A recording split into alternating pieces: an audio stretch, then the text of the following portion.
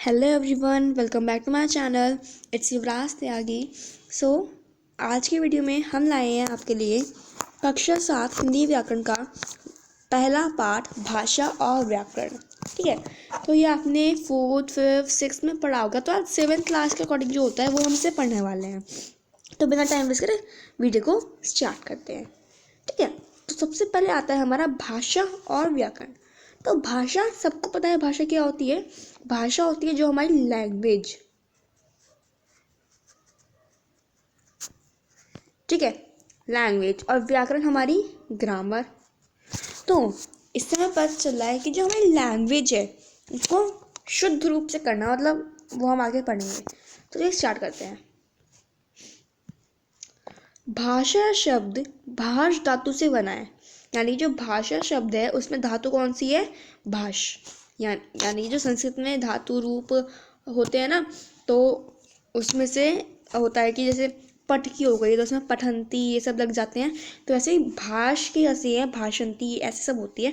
तो संस्कृत में हम क्रिया को धातु बोलते हैं, जिसका अर्थ है बोलना।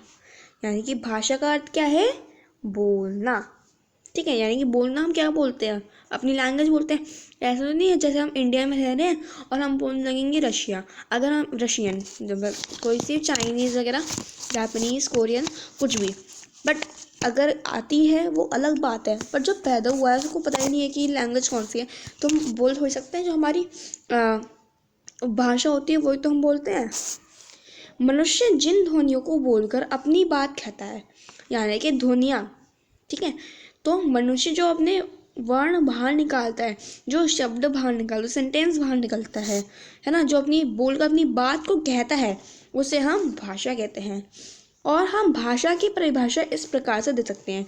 हम भाषा की परिभाषा ऐसे दे सकते हैं कि अपने मन के भाव और विचारों को बोलकर, लिखकर या प्रकट करने के साथ उनको भाषा कहते हैं।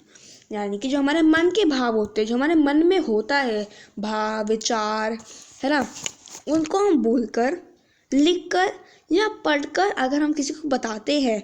बोलकर यानी कि जैसे बोलकर हम आपको बता रहे हैं, लिखकर यानी कि लिखकर, जैसे यहाँ पे हम अभी बताया था आपको कि लैंग्वेज मतलब होता है भाषा का। ठीक है, और या पढ़कर, तो अभी हम इसे पढ़ ही रहे हैं। अपने मन के भाव और विचारों को बोलकर, लिखकर या पढ़कर प्रकट करने के साधन को भाषा कहते हैं। तो अगर हम इन तीनों में से कोई भी चीज़ कर रहे हैं, और तो इसलिए हमें इस साधन का प्रयोग करना पड़ता है प्रकट करने के लिए, जिसे हम भाषा कहते हैं। ठीक है, देन आता है हमारे भाषा के रूप।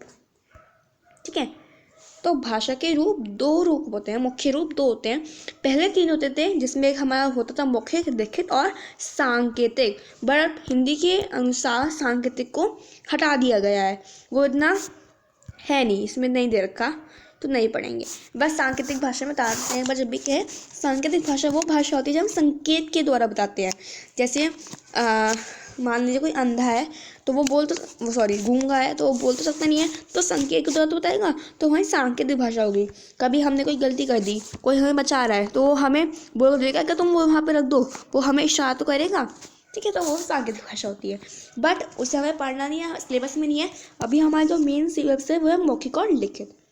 तो मौखिक भाषा, तो भाषा का वह रूप जिसमें एक व्यक्ति बोलकर विचार प्रकट करता है और दूसरा व्यक्ति सुनकर उसे समझता है, उसे मौखिक भाषा कहते हैं। उदाहरण: टेलीफोन, दूरदर्शन, भाषण, वार्तालाप, नाटक, रेडियो आदि।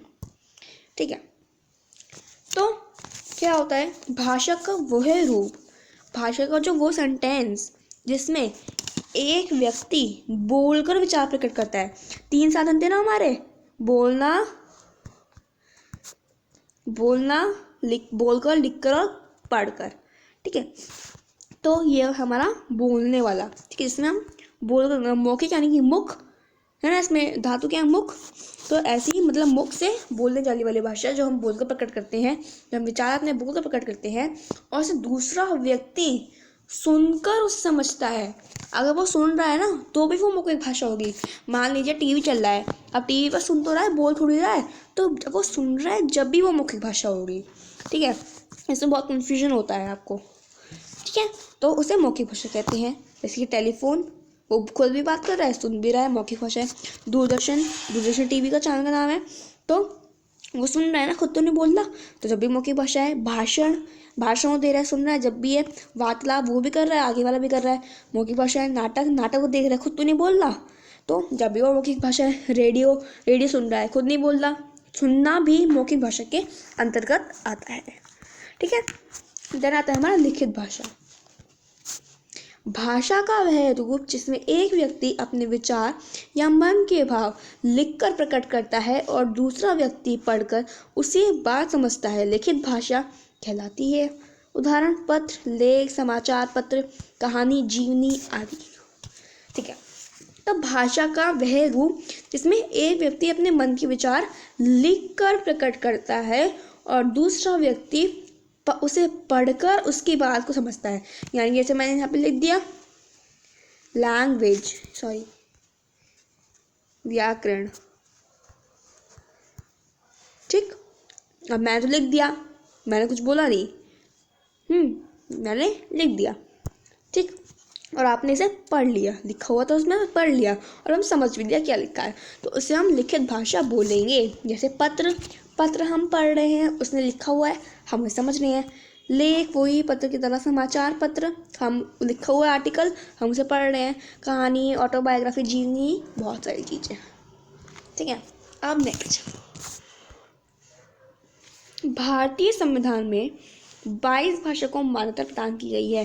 जैसे हिंदी, असमिया, बंगाली, डोगरी, बोडो, उर्दू, नेपाली, गुजराती, कन्नड़, कश्मीरी, कोंकणी, मैथिली, मलयालम, मराठी, मणिपुरी, उड़िया, पंजाबी, संस्कृत, संथाली, तमिल, सिंधी और तेलुगु। सबसे मेन क्वेश्चन है ये, CBSE के पेपर में ज़रूर क्वेश्चन आता है कि भारतीय भाषा में, भारतीय संविधान में कितनी भाषा को मान्यता दी गई है और उन भाषा का नाम बताइए। तो डॉक्टर भीमराव अम्बेडकर ने भारतीय संविधान में 22 भाषा को मान्यता दी है। जो भी मैंने नाम पढ़ के बोल दिए हैं, इनको आप याद ज़रूर कर लीजिएगा, चाहे आप इसका स्क्रीनशॉट भी सकते हैं। ओके, अब देखो हिंदी भाषा 14 सितंबर 1949 को हिंदी भाषा संघ की राजभाषा के रूप में स्वीकार की गई और केंद्र सरकार के काम काज के लिए अनिवार्य घोषित कर दी गई। 14 सितंबर को हम एक दिवस मनाते हैं जिसे हम बोलते हैं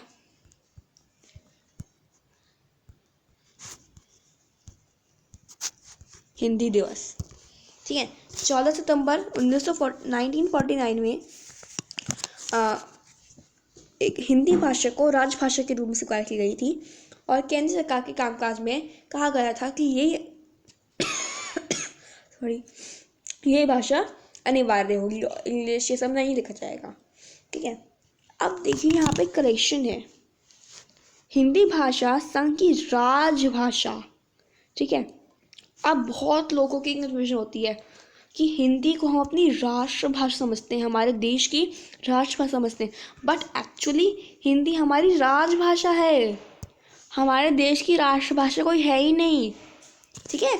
हमारे देश की कोई राष्ट्र, आप गूगल पे सर्च करो जब भी यही आएगा कि हमारे देश की राष्ट्रभाषा कौन सी है, हिंदी, बट हमारे देश की कोई राष्ट्रभाषा नहीं है। ये हिंदी हमारी राजभाषा है जो हम राज्य में बोलते हैं। ठीक है। देन मातृभाषा, मातृभाषा वो होती है जो नन्हा सा बालक, एक नन्हा सा बेबी अपने परिवार से सीखता है। यानी ये सब मान लीजिए आपकी मम्मी बंगालन है, ठीक, आपकी मम्मी बंगाल से बिलोंग करती है, तो आप बंगाली सीखेंगे क्योंकि बंगाली बोलेंगी तो आप बंगाली सीखेंगे। ठीक है। अब ये थोड़ी है कि आपको इतना सा भाषा आ जाएगी, जो आपके पेरेंट्स बोल रहे हैं, जो आपके घर में बोल रहे हैं वही तो आप सीखेंगे।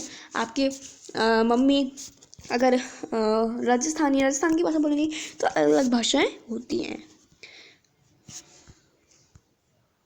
देन बोली, बोली क्या होता है, भाषा का मौखिक रूप बोली कहलाता है। वही यानी कि मौखिक भाषा सिंपल से एक दूसरा वर्ड है बोली। जब हम बोलते हैं तो उसे बोली कहते हैं। ठीक है। ये सीमित अथवा बहुत कम क्षेत्र में बोली जाती है, ये कुछ सीमित क्षेत्र में बोली जाती है। इसमें साहित्य की रचना नहीं की जाती, यानी जो साहित्य होता है, जो हमारा रिटन होता है, उसमें उसकी रचना नहीं की जाती, लिखने का नहीं होता। मैथिली, राजस्थानी, बुंदेलखंडी आदि कई बोलियाँ हैं जिनका प्रयोग भारत के विभिन्न भागों में किया जाता है। मैथिली, राजस्थानी और बुंदेलखंडी ये बोलियाँ हैं जिनका प्रयोग भारत के इन्हीं मतलब कुछ भागों में इस्तेमाल किया जाता है। जैसे हरियाणा की खड़ी बोली क्या है? हरियाणवी। ठीक है, तो ये था बोली। देन लिपि, जो हमारे मुख से ध्वनियाँ होती है ना, तो उसकी जो लिखने की विधि होती है, जैसे मैंने यहाँ पे लिखा व्याकरण, अब मैंने इसको लिख दिया व्याकरण, तो मैंने कोई अक्षर लिए हैं जब भी मैंने लिखा है, तो इन्हीं को हम लिपि कहते हैं।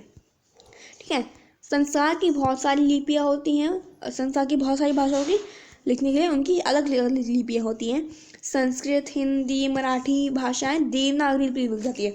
तो हमारी हिंदी भाषा है वो देवनागरी लिपि की है, संस्कृत भी देवनागरी है, मराठी भी देवनागरी है, और अंग्रेजी कौन सी है वो आप कमेंट में ज़रूर बताइएगा। अंग्रेजी भाषा कौन सी की क्या लिपि है वो आप कमेंट में ज़रूर बताइएगा। हिंदी भाषा की लिपि देवनागरी है। देन आ जाता है हमारा व्याकरण। तो हम भाषा को जब शुद्ध रूप से लिखते हैं ना, लिखना, पढ़ना, बोलना, उसको शास्त्र होता से व्याकरण कहते हैं। व्याकरण के भाषा के वर्ण, शब्द, पद तथा वाक्य पर विचार किया जाता है। आधार पर इसके 4 अंग होते हैं। आपने जो पढ़े थे मौखिक और लिखित, वो भाषा के क्या थे? रूप, भाग थे, और ये भाषा के अंग है।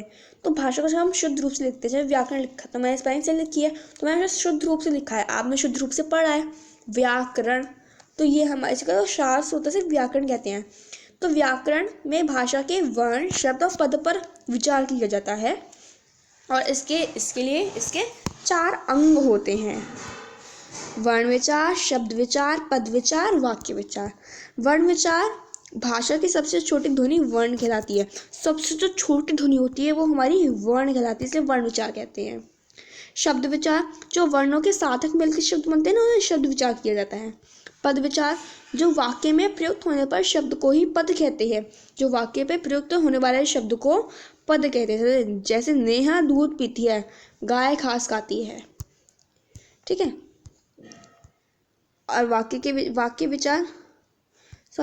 भाग तो यहाँ आ गए, तो वो कहते हैं हमारे, हाँ जी, देखिए, ये मौखिक भाषा, लिखित भाषा भाषा के रूप है। ठीक है, और वो ये भाषा के अंग हैं, और ये भाषा के भाग हैं, उद्देश्य तथा विधेय। ठीक है, अब देखो पद विचार हो गया, वाक्य विचार। तो एक ऐसा शब्द समूह जिसका अर्थ का भाव पूरा समझ आ जाए, उसे वाक्य कहते हैं। जैसे ओजस किताब पढ़ता है, समझ आ रहा है, बिल्कुल ये पूरा शब्द का समूह है, बिल्कुल समझ आ रहा है, तो ये हमारा वाक्य विचार में आएगा। देन आते हैं हमारे वाक्य के भाग। ठीक है, वाक्य के वाक्य के 2 भाग होते हैं, उद्देश्य और विधेय। अब याद रखिएगा, वाक्य के 4 अंग होते हैं, पद पे, वाक्य विचार पे, शब्द पे, और ये कौन सा था, हाँ, वर्ण पे, शब्द पे, पद पे और वाक्य पे। और भाषा के रूप जो होते हैं वो 2 प्रकार के होते हैं, मौखिक, लिखित, और वाक्य के भाग, उद्देश्य और विधेय। ये वाक्य के भाग हैं।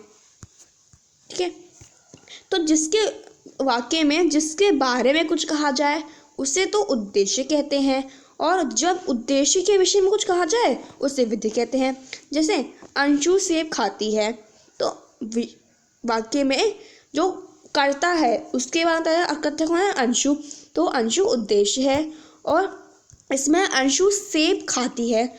इस वाक्य में अंशु को विषय में कहा गया है तो ये उद्देश्य होगा, और विषय में क्या गया है कि वो सेब खा रही है, तो जो वाक्य सेब खाती है वो विधेय है। ठीक है, तो हमारा भाषा और व्याकरण पूरा कंप्लीट हो चुका है। अगर कोई भी डाउट हो तो कमेंट में बता दीजिएगा। तो एक बार फिर से रिवीजन के लिए इसको बहुविकल्पी प्रश्न को कर लेते हैं। तो हम बातचीत किस माध्यम से करते हैं? बताइए, जब हम बातचीत करते हैं वो इसका क्या माध्यम है? लिपि से, वाक्य से, भाषा से, या वर्ण से? आपके पास 5 सेकेंड्स होंगे। 1 2 3 4 5। तो अपना आंसर कमेंट करिएगा कितने आपके रेट आए हैं। इसमें टोटल 7 क्वेश्चन है, तो बताइएगा कि मार्क्स क्या हैं। तो इसमें आएगा भाषा, क्योंकि लिपि लिखने का वो होता है ढंग, वाक्य हमारा कोई सेंटेंस और वर्ण शब्द, ठीक है। तो भाषा इसका आंसर है, लगाते हैं भाषा। नेक्स्ट, भाषा के कितने रूप होते हैं? भाषा के कितने रूप होते हैं? लिखित, सांकेतिक, मौखिक, सभी। देखिए अब इसमें सांकेतिक आ गया है, बट सांकेतिक में बताया गया था, तो जब भी हम इसमें मतलब अब लिखित मौखिक दोनों होते हैं, तो सांकेतिक ये है इसमें, अब लिखित में लगाएंगे तो मौखिक नहीं होगा, मौखिक में लगाएंगे लिखित नहीं होगा, तो इसलिए हमें इसमें सभी लगाना पड़ेगा, ठीक है। वैसे सांकेतिक हट चुका है। भाषा के कितने रूप होते हैं? 2, 4, 3, 5। 2 कौन कौन से? मौखिक और लिखित, तो इसका आंसर हो जाएगा 2। हिंदी की लिपि कौन सी है? फारसी, रोमन, गुरुमुखी, देवनागरी। देवनागरी बताइएगा कमेंट में, गुरुमुखी कौन सी है? चलो गुरुमुखी पंजाबी की है, ठीक है। आप रोमन और फारसी की बताइएगा, ठीक है। ऐसा देवनागरी है। हमें किसके द्वारा भाषा के शुद्ध रूप का ज्ञान होता है? व्याकरण। भाषा का अर्थ है मन के भाव संकेत के द्वारा प्रकट करना, मन के भाव केवल बोलकर प्रकट करना, मन के भाव केवल लिखकर प्रकट करना, मन के भाव बोलकर या लिखकर प्रकट करना, मन के भाव बोलकर लिखकर प्रकट करना। वाक्य किसे कहते हैं? शब्द समूह को, वर्ण समूह को, वर्गों के मेल को, शब्दों के सार्थक मेल को, शब्दों के सार्थक मेल को। तो यहीं पे हमारा भाषा व्याकरण कंप्लीट हो चुका होता है। अगर आपको कोई भी डाउट हो इस पूरे टॉपिक में, मुझे कमेंट में ज़रूर बताइएगा। कमेंट में हम उसे चेक करेंगे, आपके आंसर के लिए एक नई वीडियो बनाएंगे या उसमें आपको टेक्स्ट कर देंगे, तो ठीक है। तो अगर कोई भी डाउट हो तो बता दीजिएगा। तो अब मिलते हैं नेक्स्ट वीडियो में। अगर ये वीडियो अच्छा लगा हो, लाइक शेयर सब्सक्राइब जरूर करना। अगर जरा सा भी कुछ समझ आया हो तो कर देना, ठीक है। तो मिलते हैं नेक्स्ट वीडियो में, तब तक के लिए बाय बाय। नेक्स्ट वीडियो में आएंगे हमारे हिंदी व्याकरण के और टॉपिक्स और इंग्लिश ग्रामर की भी, ठीक है। बाय।